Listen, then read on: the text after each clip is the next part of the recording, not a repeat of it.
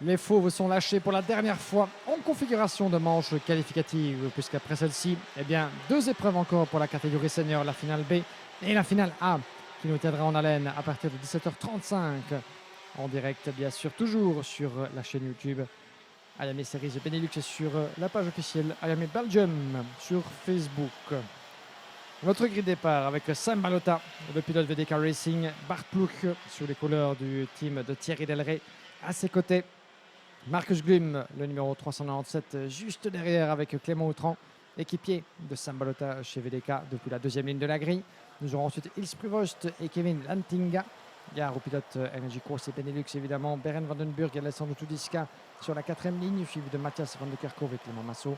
Matteo Van de Kerkhove et Adrien Margoglio suivent au sixième rang, avec Théo Pirmet, Iliano Couture, Peter Stiller, Joep Muller, Terzo Score, Quentin Anoul, Denis Bowman, Alex Moore, Rice Newburn, Mess Muller, Sonak Knoll et Xilian Bone.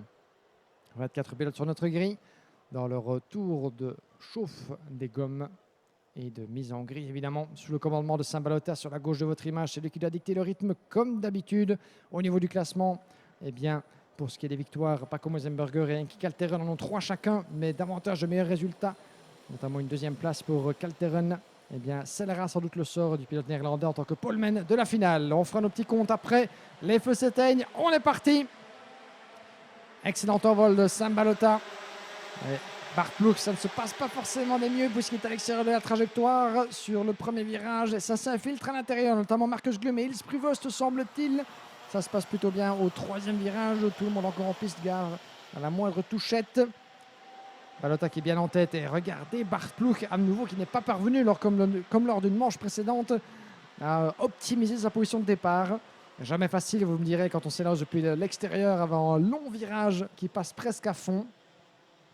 Mais à nouveau Bart Ploeg qui, contrairement à d'autres comme Renaton par exemple, qui parviennent directement à se glisser sur la trajectoire idéale et à fermer la porte, bien Ploeg à chaque fois laisse passer plusieurs pilotes, bien malgré lui évidemment, vous me direz.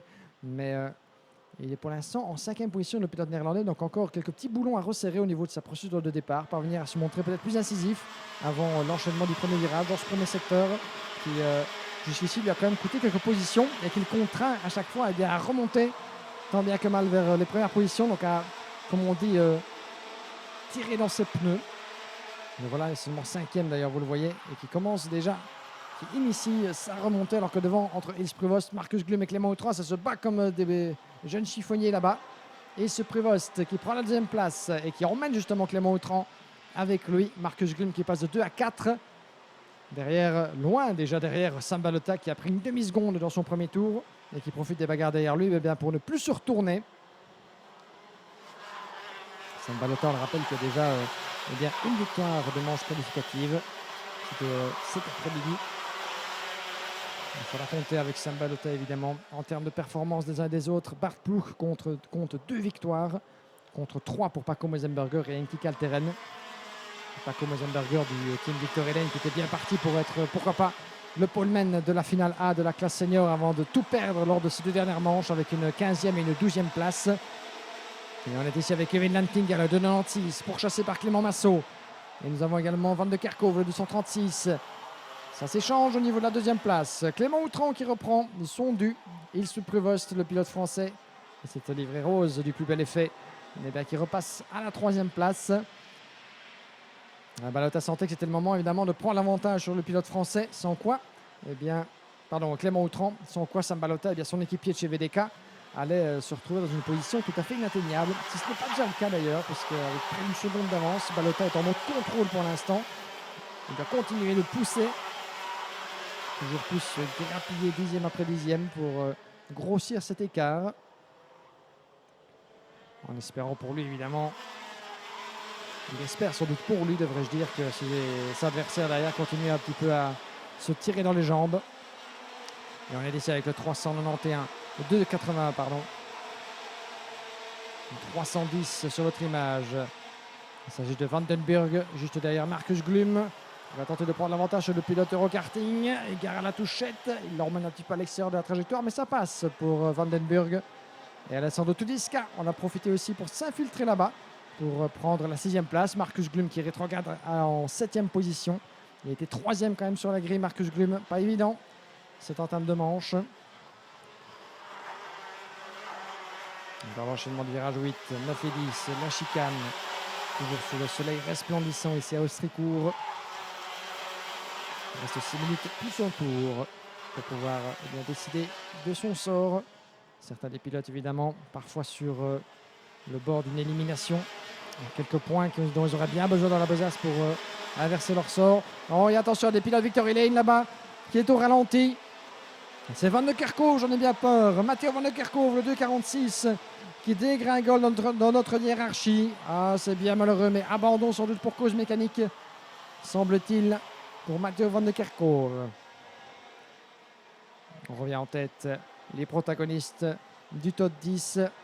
Alessandro Tudiska qui tente toujours de mettre la pression là-bas sur Vandenburg, pourchassé par Clément Massot.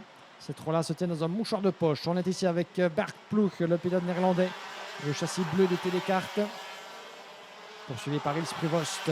Sam Balota qui ne parvient pas, Balota, à vraiment se mettre à l'abri d'un retour de Clément Outran pour l'instant. C'est un 1-2 VDK Racing.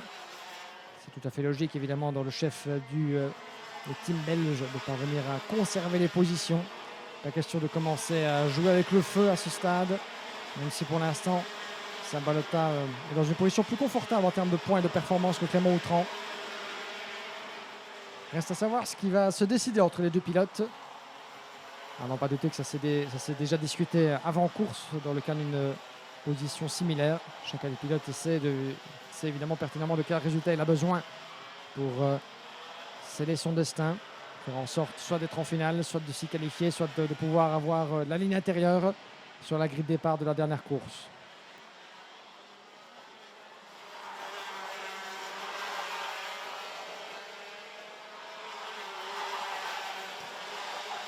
Dans les tags à cheveux, toujours en mode contrôle, Balota, Clément Outran. Ça joue évidemment le jeu d'équipe. Ça se protège en tant qu'équipier évidemment de tour au tour. Bart Ploeg qui met le deuxième wagon et qui emmène avec lui Ils Prevost. On va voir les temps au tour respectifs. Le deuxième entre les deux équipes de tête. Une seconde 2, une bonne seconde de retard quand même. On est ici avec Kevin Lantinga qui prend l'avantage là-bas sur le numéro 310 Vandenburg.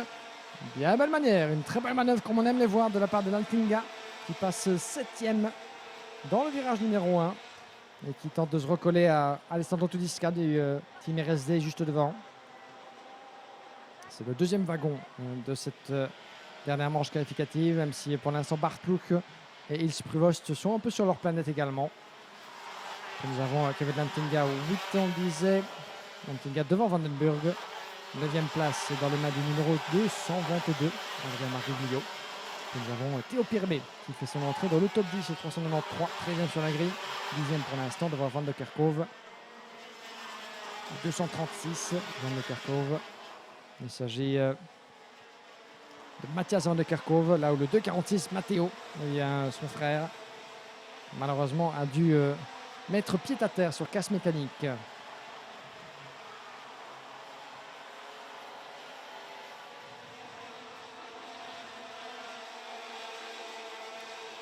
Bart Ploeg à l'image, le pilote néerlandais. 1 seconde 5 de retard sur la tête de course. Conserve un mince espoir éventuellement de recoller à Clément Outran. Il parvient à garder derrière lui Ils Prevost, le pilote français. Bart Ploeg qui, on le rappelle, est sur un double programme ce week-end en senior et en super shifter. Lui qui, en 2022, le pilote néerlandais avait conclu sa saison à une belle 5e place au général. Bart Ploeg avec un meilleur résultat ici même à Austricourt. On se souvient qu'il avait terminé sur la 3e marche du podium en finale.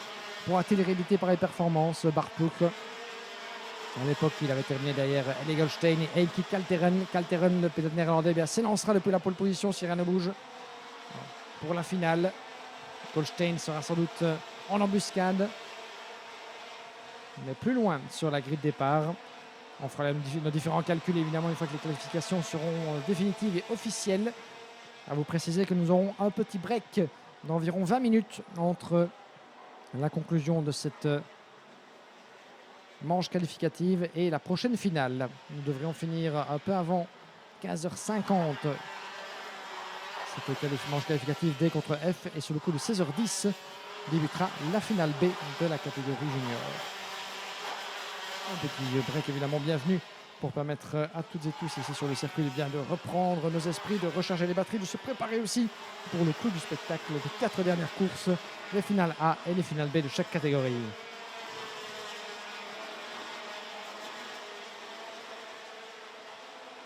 Et on revient ici à bord de Alessandro Tudisca, Kevin Lantinga, RSD contre Energy Corse. C'est une bataille pour la 5e place qui nous occupe. Lantinga qui a bien vu depuis loin sur la ligne droite entre les 2 et 3 que la porte était ouverte. Il ne s'en laisse pas compter. Pas de résistance là, de la part d'Alessandro Tudisca. Il a bien senti la menace. Maintenant, c'est à lui de jouer au chat et la souris avec Lantinga. À condition de rester bien au contact, de rester concentré. Parvenir à lui renvoyer la monnaie de sa pièce. 7/10 entre Balota et Clément Autran pour l'instant. Les deux pilotes VDK qui ne s'attaquent pas, évidemment, ils ne sont pas là pour se chahuter de trop, mais avant tout pour sécuriser le résultat. Et garder encore quelques énergies, quelques forces pour la finale. Marc Pluck en 3e position, 1 seconde de retard sur le top 2. Et malgré tous ses efforts, je pense que le temps lui manquera. Nous sommes dans l'avant-dernier tour pour aller chercher les pilotes VDK Racing. Derrière, par contre, c'est encore indécis. Prévost est 4, Clément Masso, Lantinga et Tudisca. Prévost et Masso également séparés par près d'une seconde. Et puis nous avons ces deux-là, Tudisca, Lantinga, qui pour terminer devant l'autre, dans l'enchaînement du 2e secteur. On a vu en tout cas pas mal d'opportunités de dépassement qui se sont dessinées dans pas mal d'endroits. On a eu des dépassements dans le virage numéro 1. Le virage numéro 3, évidemment, l'épingle à cheveux. La deuxième épingle ici du virage numéro 11. Et ça ne passe pas encore, du moins, pour Alessandro Tudisca. Nous rentrons dans le dernier tour, chers amis. Dernier tour, vous le voyez à l'écran. Encore une opportunité pour Tudisca. Soit le virage numéro 3. Ça s'est matérialisé aussi dans le virage numéro 8, avant la chicane. Le virage numéro 11, le 12, juste avant la deuxième chicane du circuit. Le dernier virage aussi, le numéro 15, juste avant de la terrible réaccélération jusque sur la ligne droite de départ et d'arrivée. Encore une autre opportunité. On adore évidemment ce genre de tracé. Un tracé tactique comme le décrivait si bien Miko Bouvier, notre consultant d'un jour. Ancien évidemment champion de la catégorie Master, ancien pensionnaire habituel de la Yamaha Series Benelux qui nous faisait le plaisir d'être à nos côtés en cabine tout à l'heure si vous ne l'avez pas entendu.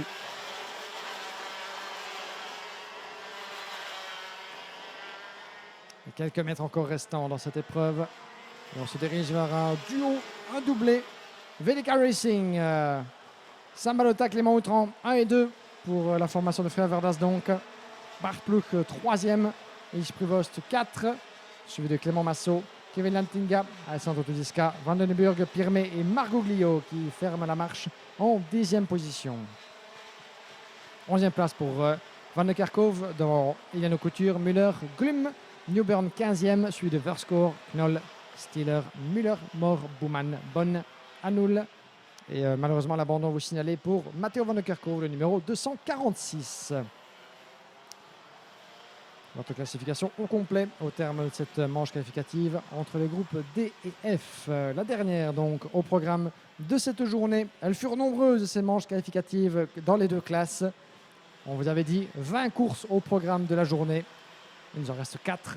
C'est plus 5 d'hier. 21 que nous avons vécues ensemble et qui sont bien sûr disponibles sur YouTube, la chaîne officielle de la Yamaha Series Benelux.